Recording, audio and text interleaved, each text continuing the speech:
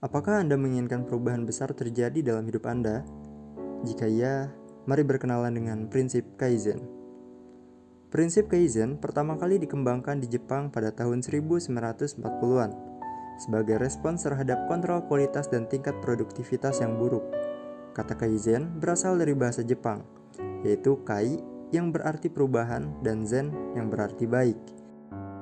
Prinsip-prinsip ini awalnya dikembangkan untuk industri manufaktur, tetapi sejak itu telah diadopsi di berbagai bisnis lain.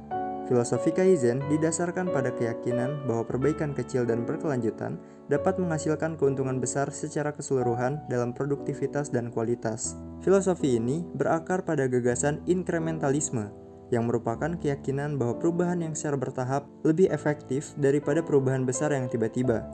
Terdapat sejumlah prinsip Kaizen yang berbeda, tetapi yang paling penting adalah gagasan perbaikan berkelanjutan.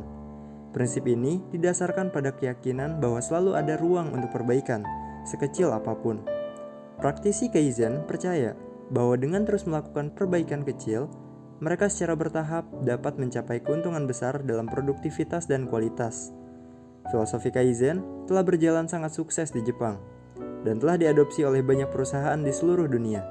Dalam beberapa tahun terakhir, prinsip Kaizen telah berhasil diterapkan ke berbagai bisnis yang berbeda, termasuk perawatan kesehatan, industri jasa, dan organisasi pemerintahan.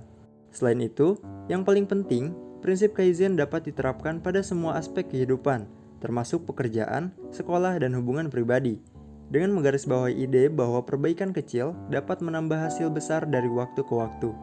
Prinsip Kaizen dapat digunakan sebagai cara untuk meningkatkan produktivitas, kualitas hidup, dan kebiasaan positif untuk kehidupan. Misalnya, dalam keuangan pribadi, prinsip Kaizen dapat digunakan untuk membantu orang membuat perubahan kecil yang dapat dikelola pada kebiasaan pengeluaran dan tabungan mereka yang dapat mengarah pada peningkatan keuangan yang besar dari waktu ke waktu.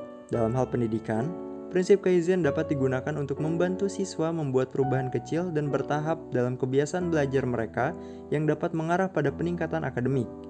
Dalam hubungan asmara, prinsip Kaizen dapat digunakan untuk membantu pasangan membuat perubahan kecil dan bertahap dalam keterampilan komunikasi dan resolusi konflik mereka yang dapat mengarah pada peningkatan besar dalam hubungan mereka.